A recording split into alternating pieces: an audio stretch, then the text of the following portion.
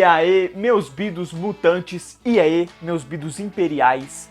Bom galera, hoje eu estou aqui para continuar a fase do Grant Morrison no meio ali dos X-Men, né? Quando ele começou a escrever os X-Men, eu lancei 2 semanas atrás um vídeo sobre o volume 1 e hoje eu retorno com o volume 2 porque tinha uma outra HQ que era para sair no lugar desse vídeo, entretanto eu não terminei de ler ela ainda, não consegui ler a tempo. Então eu vou adiar mais uma vez para quando a gente já tiver terminado basicamente a série do X-Men 97, né? Fazendo essa maratona de uma semana X-Men 97, uma semana review de HQ de X-Men. E enfim, nessa eu estou lançando a continuação porque no que eu terminei o volume 1 eu falei, pô, já vou pegar o embalo e ler o volume 2. E eu li numa tacada, mas tão rápida, que vocês só vão entender continuando vendo esse vídeo até o final. Então bora lá, porque eu tenho bastante coisa para falar sobre novos X-Men Imperial. Sim, nossa raça foi perseguida e exterminada. A verdade é que nós mal começamos a compreender quanto mais nos recuperar de um genocídio em escala sem precedentes. 16 milhões de nossa gente morreram em Genosha.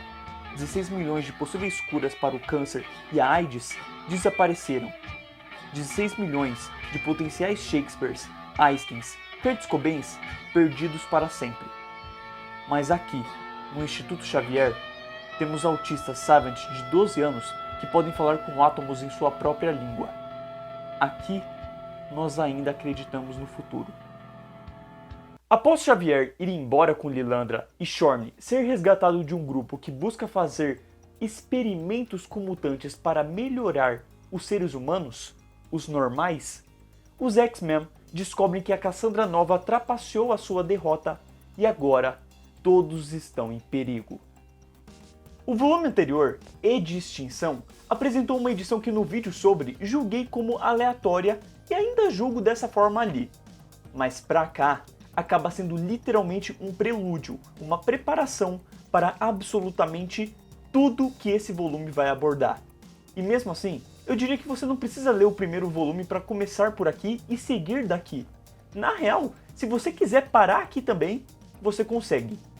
Tudo isso graças à escrita de Grant Morrison, que evolui absurdamente em termos de desenvolver todas as tramas que apresenta em conjunto no seu devido tempo, até intercalar elas e decidir resolver ponto por ponto sem pressa nenhuma, unindo tudo para um final diferente, explosivo, inesperado e que consegue resolver de forma apropriada mesmo quando você pensa que não vai dar, sabendo que está na última edição do encadernado.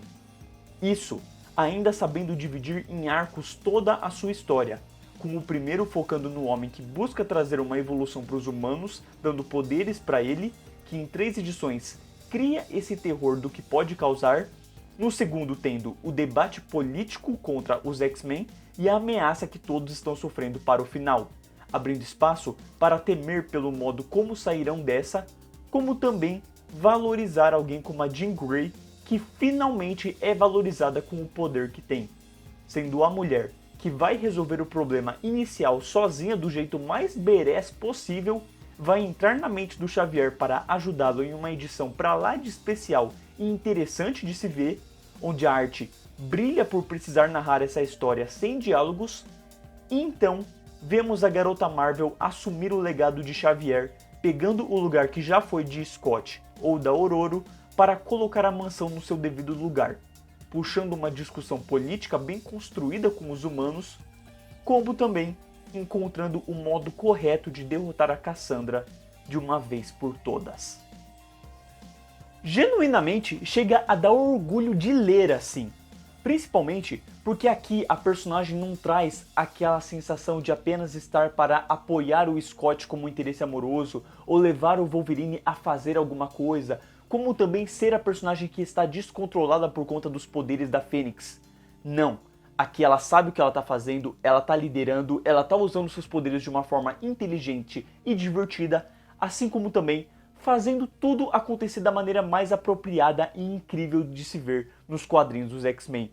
Eu quase coloquei no título do vídeo para escancarar que esse foi o ponto alto do quadrinho, mas tem uma coisinha mais fundamental, mais importante, que eu decidi me aprofundar de verdade, que é a fase finalmente encontrando o seu rumo. mesmo que a trama aqui já houvesse sido estabelecida anteriormente, ver ela sendo destrinchada traz um frescor diferente no time, não soando tanto mais um autor querendo chamar a atenção, e sim mandar essa equipe para um caminho diferente que seja complicado de prever. Não só na perspectiva dos problemas que os heróis estão enfrentando, levando novamente à participação do Império Shi'ar, mas também a presença mais forte de Emma Frost, com as gêmeas que não lembro o nome, e a criação de uma jovem chamada Angel, que claramente é uma sócia reversa da Kitty Pryde. Uma garota com passado problemático, chata pra burro, que dificilmente você faria amizade e que em pouco tempo fica bem próxima do Wolverine. Só que surpreendentemente, isso tudo funciona. Você entende porque ela é do jeito que ela é, e isso cria interações novas e divertidas com quem já conhecemos, que acaba em nenhum momento tornando cansativa a leitura. Cria uma nova dinâmica que apresenta certa relevância ao final, quando parece que ninguém mais pode ajudar com o problema, e lá está ela. Essa praga adicionada com fervor e que dá algo engraçado pro Wolverine ter de lidar.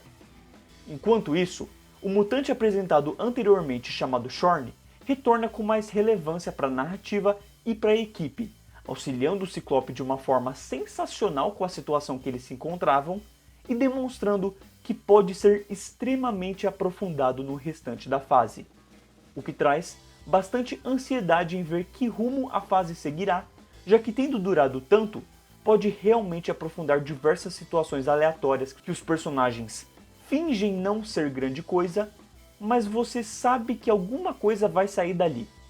Então, sabendo aprofundar o que foi plantado e trazendo situações ou personagens novos para melhorar a trama, Grant começa a trazer indicativos do que podem levar essa fase a ser tão aclamada.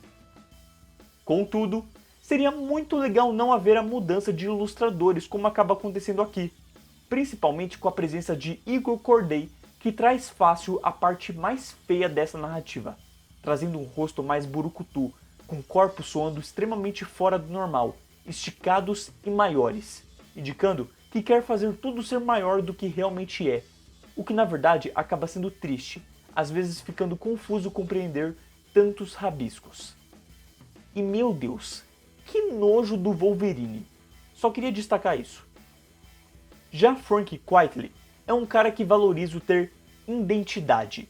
Ele tem um lado autoral que torna reconhecível sua entrada nas edições caso você seja como eu, alguém que durante a leitura lê apenas o título e não foca tanto nos créditos aos autores. Então, é um baita ponto positivo, principalmente na edição sem diálogo, onde o autor precisa fazer qualquer leitor entender o que está acontecendo mesmo que venha da mente confusa de Morrison, e ele consegue brilhantemente fazer algo compreensível, ainda mais quando você lê a descrição do roteirista para ele. E por fim, quem realmente me agrada mais, Ethan Van Sciver traz um aspecto natural, com expressões reais, decisões certas de tornar alguém grande, brincar sabiamente com os poderes dos heróis sem tirar a humanidade, tal qual seus físicos, sem ficar exagerando em momento algum, conseguindo soar bem cinematográfico e agradável aos olhos. Sobre o volume, esse é perfeito. Ótima qualidade de gráfica, ótima qualidade de gramática, tem um prefácio muito bom que te empolga para querer ler as histórias que vão ter durante o volume e ao mesmo tempo, nos extras finais, gente, eu fiquei muito feliz com isso. Ele pega toda a edição que não tem diálogo e traz o roteiro, mostrando quadro por quadro, não só o quadro que a gente viu, mas também o roteiro que o Grant Morrison escreveu para o Frank Quitely, tá ligado? Então é muito legal porque não só é interessante de você ter isso, porque tipo assim, pensa, é uma edição toda sem diálogo. Então assim, caso você não tenha entendido alguma coisa, caso alguma coisa tenha passado batido pra você, essa parte vai agregar no quesito de você entender, de você poder compreender aquilo que talvez você não tenha compreendido 100%. Ao mesmo tempo que é interessante, porque você fica imaginando, pô, como é que foi a escrita disso, pro cara fazer tudo isso? E aí você lê, e aí você valoriza ainda mais a arte do Frank, sabe? Porque você fala, caraca, tem uma parte ali que o Grant Morrison narra o que é que tem que fazer, que eu nunca teria entendido aquilo que o Frank Quitely fez, sabe? Então, meus parabéns para o Frank Quitely, e caraca, muito interessante ver o roteiro do Grant Morrison, até porque às vezes ele dá algumas opiniões, dá umas ideias do que ele quer passar, que é realmente muito interessante de acompanhar. Então esse sim é um encadernado de respeito, onde o extra agrega para a história, o prefácio traz uma sinopse, mas ao mesmo tempo não dá spoiler de nada, e enfim, todo o encadernado tem uma qualidade de altíssima qualidade. Assim como as camisetas da Lucas Produções, que exatamente faz parte do que eu estou usando. Essa camiseta dos X-Men, assim como uma outra que eu tenho, que vai estar no Instagram, que está na descrição aqui deste vídeo. Se você puder acessar lá, você vai ver que tem diversas camisetas sendo vendidas, inclusive uma já para o filme Deadpool e Wolverine, tem outras a caminho de outras produções. E se você vai lá no site fazer alguma compra de qualquer camiseta e coloca o cupom LUCASBIDO, você ganha 10% de desconto. Então não perca essa oportunidade de ter uma camiseta de qualidade, confortável, gostosa, que no meu caso é o tamanho G. Então eu recomendo você pegar um tamanho acima do que você normalmente pega. Você pega P, pega M, você pega M, pega G e por aí vai. E, consequentemente, siga lá a página para você acompanhar quando chegarem novas camisetas. Beleza? Então, Imperial consegue representar tudo que faz parte da essência dos quadrinhos dos X-Men no geral. O lado equipe, o lado família, o lado espacial ou cósmico, o preconceito, o modo como foram ensinados a lidar com o preconceito, os momentos de vingança, os momentos de melancolia, a importância de cada personagem para a equipe, o equilíbrio entre a luta mental e a luta física, ou seja, o combate com seu lado negro interior e o combate contra vilões ruins, sendo humanos ou não, sendo tudo encaixado em uma narrativa fluida, imparável, divertida, intrigante e bem contada. Mesmo que os desenhos baguncem um pouco a imersão, não conseguem quebrar o sábio roteiro que dá sentido a cada ponta apresentada, para encaixá-las e fazer um grande finale. Se resta alguma dúvida, sim, eu gostei pra um caramba desse quadrinho, muito mais do que o primeiro volume. Eu acho que até foi importante o primeiro volume causar uma impressão ruim, porque eu fui com para esse volume sem expectativas, então ele me agradou demais, mas demais mesmo. Deu pra ver tudo que o Grant Morrison evoluiu, o fato de que ele precisava de mais páginas pra desenvolver, pra encaixar. Talvez até mesmo se eu não tivesse feito um review dos encadernados, se eu tivesse já lido numa tacada só, volume 1, volume 2, volume 3 e por aí vai, talvez eu não teria sentido tanto aquele ódio que eu senti com o primeiro volume, sabe? Não necessariamente ódio é uma palavra muito forte, mas aquela repulsão que eu tive em relação a todas as ideias do Grant Morrison. Eu ainda acho que tem um pouco daquilo, daquela soberba dele, mas como foi muito mais uma primeira impressão no primeiro volume, eu meio que aceitei aquilo e dei seguimento pra esse volume, sabe? Então meio que ele continua com aqueles, tipo, super-heróis não usarem uniformes de super-heróis, mas o modo como ele seguiu essa narrativa sendo totalmente bizarro e estranho, a ponto de ele colocar um bebê brigando com um bebê no meio da barriga da mulher. Nossa, isso foi o auge do galhofa e do brisar. Mas é um brisar que você meio que aceita, tá ligado? Então assim, eu acho que esse é um ponto extremamente positivo. Não daria uma nota 10 por conta desses certos exageros, tipo um bebê brigando com outro bebê, mas dá uma nota 9, 9,5 ali por tudo que ele consegue fazer, o quanto ele consegue ser empolgante com a história como um todo, consegue juntar geral ali no final de tudo e encaixar todas as pontas. Cara, muito, muito legal. Sério, gostei pra um caramba e estou muito ansioso para o volume 3. Sabe, se o primeiro volume tinha dado uma sensação de tipo assim, nossa, não sei se eu quero continuar, o volume 2 já dá uma sensação gigantesca de querer continuar com os volumes seguintes.